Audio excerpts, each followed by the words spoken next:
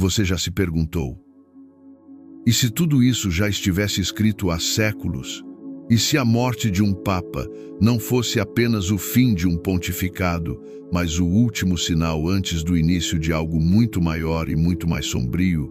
Prepare-se, porque hoje você vai ouvir sobre uma antiga profecia que atravessou o tempo, foi esquecida, desacreditada, redescoberta e que talvez acabe de se cumprir. O Papa Francisco seria o último Papa que precede o Apocalipse? Se você gosta de temas profundos, mistérios antigos e quer entender por que tantas pessoas estão dizendo que estamos vivendo o início do fim, se inscreva agora no canal Iluminadamente.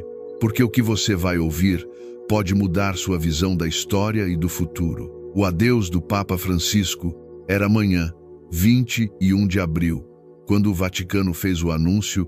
Esta manhã, às 7h35, o bispo de Roma, Francisco, retornou à casa do Pai. A voz solene do cardeal Camerlengo ecoou entre os muros milenares da Santa Sé. Um silêncio pesado se espalhou pela Praça de São Pedro. O Papa Francisco, nascido Jorge Mário Bergoglio, morreu aos 88 anos de idade, apenas um mês depois de sair do Hospital Gemelli, onde se recuperava de uma pneumonia infecciosa. No domingo anterior, durante a celebração de Páscoa, ele apareceu visivelmente enfraquecido. Montado no papamóvel, entre milhares de fiéis, fez um gesto breve com a mão. Pouco falou. Era como se já estivesse se despedindo. Para muitos, foi apenas mais um ciclo natural da vida. Mas para outros, foi um sinal profético. E é aí que começa a nossa história. A profecia de São Malaquias, no ano de 1139, um arcebispo irlandês chamado Malaquias teria tido uma visão sobrenatural ao visitar Roma. Disse que ele colapsou ao tocar os portões da cidade santa e, tomado por êxtase, recebeu uma sequência de lemas enigmáticos, um para cada papa que viria dali em diante. Ao todo, foram 112 lemas, frases curtas, em latim, que descreveriam o espírito, a origem ou o contexto dos futuros pontífices. O primeiro lema da lista foi atribuído a Celestino II, eleito em 1143, e o último, o 112º, é aquele que nos interessa agora. Esse último lema diz o seguinte: na perseguição final da Santa Igreja Romana, reinará Pedro, o Romano, que apacentará o seu rebanho entre muitas tribulações. Depois disso, a cidade das 7 colinas será destruída e o juiz terrível julgará o povo. Fim. Essa é a última entrada, sem data, sem sequência. Apenas o aviso. Fim. A lista sombria. Por muitos séculos, essa profecia permaneceu praticamente esquecida. Ela só foi publicada no ano de 1595, mais de 400 anos depois da morte de São Malaquias. O responsável foi o monge beneditino Arnold Wyon, no livro Lignum Vitae. E é aí que os questionamentos começam. Por que a profecia ficou escondida por tanto tempo? Por que só apareceu no século das grandes disputas pelo trono papal? Segundo estudiosos, os primeiros lemas da lista são muito precisos, com nomes, símbolos e detalhes que se encaixam perfeitamente nos papas até o século XVI. Mas a partir dali, os lemas tornam-se vagos, simbólicos, muitas vezes quase poéticos. Exemplo: o lema Flor de Flores foi associado ao Papa Paulo VI, cujo brasão continha 3 flores de lis. Da meia-lua foi atribuído a João Paulo I, eleito durante uma lua nova. Do trabalho do sol foi atribuído a João Paulo II, nascido em um dia de eclipse solar. Coincidências? Forçação de sentido? Interpretações criadas depois dos fatos? Pode ser. Mas quando chegamos ao Papa Francisco, a história fica ainda mais estranha. Francisco, o 112º Papa, se considerarmos a lista como válida e contínua, Bento XVI seria o Papa número 111. e Francisco, eleito em 2013, tornasse então o último, o tal Pedro Romano. Mas o nome dele não é Pedro. Ele não nasceu em Roma. Então por que muitos acreditam que a profecia se cumpriu com ele? Aqui entram os detalhes simbólicos. O Papa Francisco escolheu seu nome em homenagem a São Francisco de Assis, cujo nome de batismo era Giovanni di Pietro di Bernardone, ou seja, filho de Pedro. E como bispo de Roma, Francisco representa a própria cidade das 7 colinas. Além disso, sua eleição foi marcada por sinais inusitados. Foi o primeiro Papa latino-americano, o primeiro jesuíta e o primeiro não-europeu em mais de 12 séculos. Sua escolha sinalizou mudança, ruptura, renovação, mas também causou divisões dentro da própria Igreja. Tempos de tribulação. Durante seu pontificado, o mundo assistiu a um aumento exponencial das crises globais. Guerras no Oriente Médio, pandemias que paralisaram o planeta, catástrofes climáticas, escândalos internos no Vaticano e um crescimento acelerado de ideologias antirreligiosas. Ao mesmo tempo, Francisco buscou aproximar a Igreja dos pobres, dos marginalizados, dos excluídos.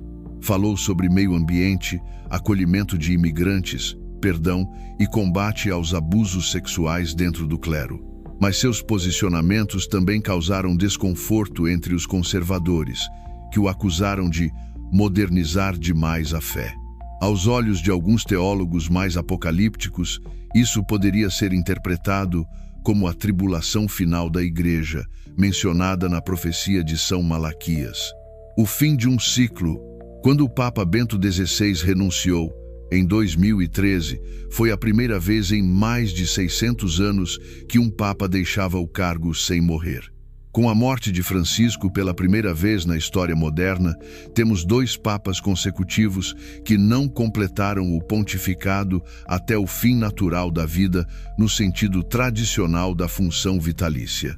Para muitos estudiosos da profecia, esse é mais um sinal, o fim de uma era, o fim de um ciclo que começou com Pedro, o apóstolo, e termina agora também com um Pedro, a visão da Igreja.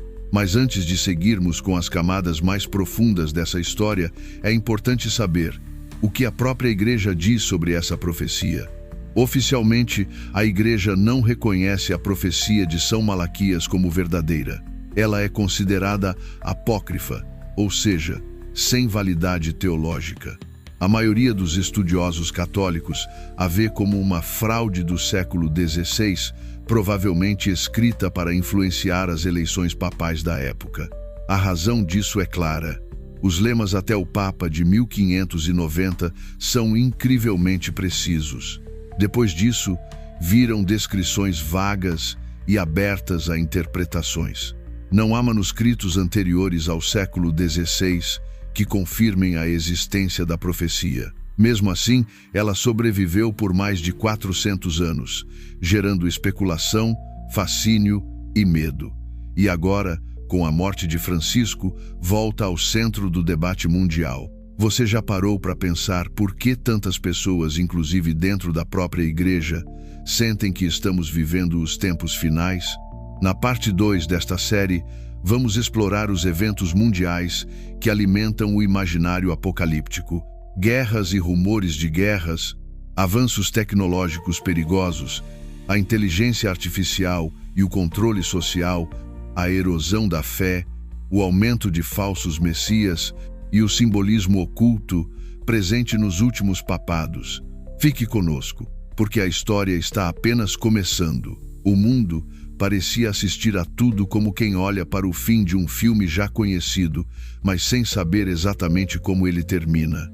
A morte do Papa Francisco, anunciada em 21 de abril, não foi apenas o encerramento de um pontificado. Para muitos, foi o início de algo maior, talvez irreversível. Na primeira parte, vimos como a antiga profecia de São Malaquias aponta para um último Papa, Pedro, o Romano, que reinaria em tempos de grande tribulação. Mas afinal, quais seriam essas tribulações? Se inscreva agora no canal Iluminadamente, porque nesta parte vamos te mostrar como os eventos do nosso tempo, guerras, pandemias, inteligência artificial, colapsos espirituais e desastres naturais se encaixam com assustadora precisão nas descrições apocalípticas de textos bíblicos e proféticos. E talvez no fim desse vídeo você olhe ao seu redor e veja os sinais com outros olhos. Tribulações globais. Quando a realidade parece profecia, nos últimos anos não faltaram eventos que poderiam ser considerados sinais dos tempos. Não estamos falando de superstições ou de previsões soltas.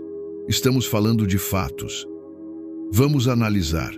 O Papa Francisco celebrou a Sexta-feira Santa daquele ano completamente sozinho na Praça de São Pedro. Chovia.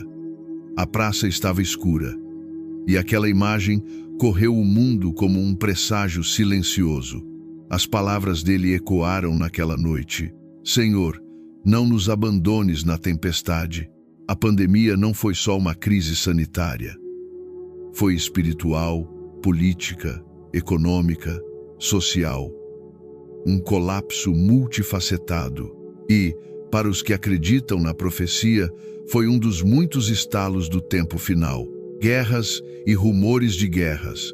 Do Oriente Médio à Ucrânia, da Coreia do Norte ao Mar Vermelho, o planeta vive um estado de tensão constante.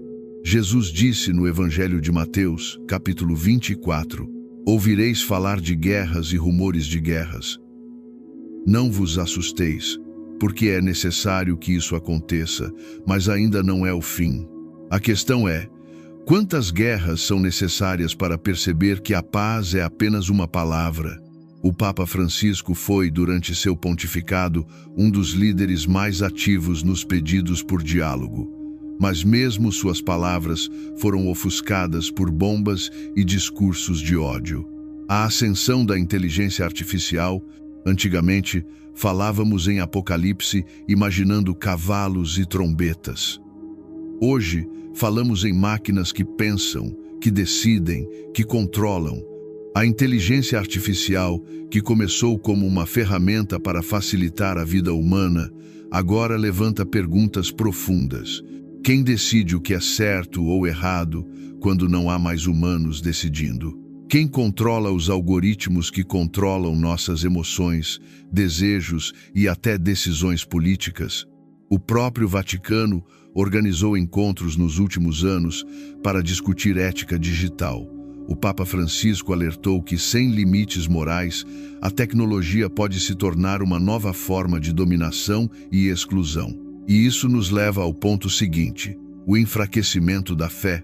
A Europa, berço do cristianismo ocidental, está se tornando uma terra cada vez mais secularizada. No Brasil, os números mostram que os jovens se afastam da religião institucional. Nos Estados Unidos, cresce a categoria dos sem religião. A profecia dizia que o último Papa pastorearia seu rebanho em meio a grandes tribulações. E uma delas talvez seja essa: a fé que se desfaz em silêncio. Francisco tentou reaproximar a igreja dos pobres, dos marginalizados, das minorias. Mas muitos viram isso como fraqueza doutrinal, como um papa que cedia aos ventos do mundo. Os críticos diziam: ele quer agradar a todos. Ele está diluindo a fé. Isso não é mais a igreja de Pedro, mas será que ele estava apenas tentando salvar o que restava? O simbolismo oculto no Vaticano. Agora vamos mergulhar um pouco mais fundo. Porque até mesmo nos símbolos e nos rituais da igreja, alguns enxergam mensagens escondidas, especialmente quando o fim se aproxima. A Capela de São Pedro. Segundo a tradição, Pedro foi crucificado de cabeça para baixo em Roma, no local onde hoje está a Basílica de São Pedro. Dizem que sua tumba está logo abaixo do altar maior, bem no centro da cúpula. A profecia fala da destruição da cidade das 7 colinas, ou seja, Roma. Ela também fala do julgamento final. Imagine, a profecia começa com Pedro, o primeiro Papa, e termina com um Pedro simbólico, Pedro, o romano fechando o ciclo. Do ponto de vista simbólico, é como se a história da Igreja fosse uma grande espiral que se fecha em si mesma. O fim remete à origem. O alfa encontra o ômega. O rebanho retorna ao pastor e o julgamento é inevitável. Bento XVI e a profecia silenciosa. Outro elemento curioso entra aqui. Quando Bento XVI renunciou em 2013, uma dúvida pairou no ar. Se ele ainda está vivo, quem é o Papa verdadeiro? Para muitos católicos, essa dúvida jamais foi resolvida. Embora Francisco tenha sido eleito de forma legítima, houve quem visse sua eleição como irregular. Alguns grupos chegaram a dizer que Francisco seria o falso profeta mencionado no livro do Apocalipse. Essa teoria, claro, é rechaçada pela Igreja, mas ela alimentou uma divisão silenciosa entre conservadores e progressistas dentro do catolicismo. E, na profecia de Malaquias, o último Papa governa durante uma grande confusão. Seria coincidência? A morte e o enterro fora do Vaticano, Francisco expressou, ainda em vida, o desejo de não ser enterrado na cripta papal do Vaticano, mas sim na Basílica de Santa Maria Maior. E esse detalhe, que parece pequeno, rompe uma tradição de séculos. Mais uma vez, temos um símbolo de fim de era. Uma quebra de padrão. Uma saída, literal, do centro do poder romano. É como se até na morte ele estivesse dizendo algo. Como se seu corpo precisasse estar fora do lugar onde tudo começou, marcando o fim de uma jornada de 2000 anos. O que nos espera agora? Com a morte de Francisco, inicia-se o período chamado sede vacante, ou seja, o trono papal está vazio. Um novo conclave será convocado. Cardeais do mundo inteiro se reunirão em segredo. Fumaça branca, sinos, e mais um nome surgirá. Mas e se não surgir? E se houver disputas, divisões internas, cismas profundos? A profecia de Malaquias termina abruptamente. Não há mais papas depois do tal Pedro. Não há redenção. Apenas juízo. Talvez seja só isso, o fim de uma linha. Ou talvez esteja apenas começando o verdadeiro apocalipse. Mas há mais. Muito mais. Na parte, vamos entrar nas conexões entre essa profecia e outras revelações bíblicas e extrabíblicas. Vamos falar sobre o Apocalipse de João, as cartas de Paulo, os evangelhos e também os textos esquecidos como o livro de Enoque, os manuscritos do Mar Morto e o chamado terceiro segredo de Fátima. Vamos questionar: quem é a besta do Apocalipse? Quem são os dois testemunhos? E como tudo isso pode estar conectado ao último Papa da história? Se inscreva agora no canal Iluminadamente, compartilhe esse vídeo e continue com a gente nessa jornada até o fim. Às vezes o fim começa assim, não com trovões ou trombetas, mas com um estranho silêncio no céu, como diz o Apocalipse. Como se até os anjos estivessem prendendo a respiração. E talvez, neste exato momento, você esteja se perguntando: será que tudo isso é apenas coincidência? Ou estamos realmente vivendo o último capítulo da história? Na parte 3 desta série especial do canal Iluminadamente, você vai mergulhar com a gente nos últimos elementos dessa profecia. Vamos conectar Malaquias ao livro do Apocalipse, ao terceiro segredo de Fátima e a outras mensagens esquecidas para entender se o Papa Francisco foi mesmo o último pastor antes do juízo. Inscreva-se agora, porque este vídeo pode ser o mais importante que você já viu. A profecia de João, o livro do Apocalipse. O livro do Apocalipse, ou Revelação, é o último texto do Novo Testamento, escrito por João, o apóstolo exilado na ilha de Patmos. O livro traz visões intensas, repletas de simbolismos, um trono no céu, selos sendo abertos, trombetas tocando, cavaleiros surgindo, bestas que se levantam e um número, 666. Para muitos estudiosos e místicos, o livro nunca foi sobre um fim literal do planeta, mas sim o colapso de uma era, a queda de impérios, o juízo sobre sistemas corruptos. Mas quem seria a tal besta do Apocalipse? Durante séculos, houve várias interpretações. Alguns diziam que era Nero, o imperador que perseguiu cristãos. Outros diziam que era Napoleão ou Hitler. Houve quem apontasse para instituições globais, conglomerados, até empresas tecnológicas. E, em tempos mais recentes, há os que olham para dentro da própria religião. A mulher vestida de sol e os dois testemunhos. O capítulo 12 do Apocalipse fala de uma mulher vestida de sol, com uma coroa de 12 estrelas, que dá à luz um filho e é perseguida por um dragão. Muitos veem nessa figura a própria igreja, dando à luz a nova era. Mas então aparecem os dois testemunhos, vestidos de saco, que profetizam por 1260 dias, até serem mortos pela besta, e depois ressuscitam diante de todos. Alguns teólogos acreditam que esses dois testemunhos simbolizam duas verdades que o mundo rejeita: a fé genuína e a justiça espiritual. Mas e se eles também forem duas figuras concretas que já caminham entre nós? A teoria do antipapa, durante a Era Moderna, cresceu uma suspeita dentro de certos grupos católicos, a possibilidade de haver um antipapa em atividade.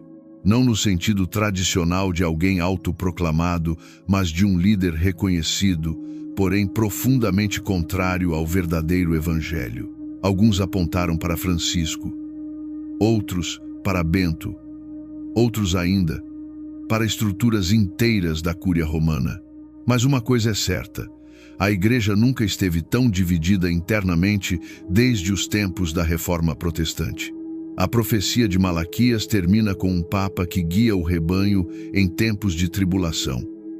E sabemos que tribulação maior que o próprio corpo estar em cisma não existe. Será que o verdadeiro inimigo não é externo, mas interno? O terceiro segredo de Fátima.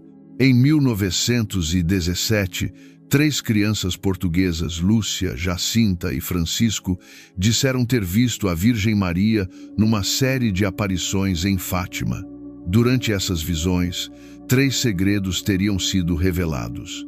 Os 2 primeiros foram divulgados: o inferno e a Segunda Guerra Mundial. Mas o terceiro foi mantido em sigilo por décadas. Apenas no ano de 2000, o Vaticano revelou oficialmente o conteúdo do terceiro segredo. Nele, um bispo vestido de branco caminhava por uma cidade em ruínas e era morto por soldados. O Vaticano interpretou isso como uma referência ao atentado contra João Paulo II em 1981. Mas muitos discordam, inclusive a própria irmã Lúcia, que chegou a dizer que a versão divulgada não era completa. Para os que acreditam na conexão entre Malaquias e Fátima, o bispo de branco morto não seria João Paulo II, mas sim o último Papa verdadeiro, assassinado espiritual ou moralmente por dentro da própria estrutura que deveria protegê-lo. Coincidência ou não, Francisco também foi fotografado inúmeras vezes vestindo-se completamente de branco, até mesmo sem a tradicional faixa papal, como se assumisse aquele papel simbólico. E agora, ele está morto.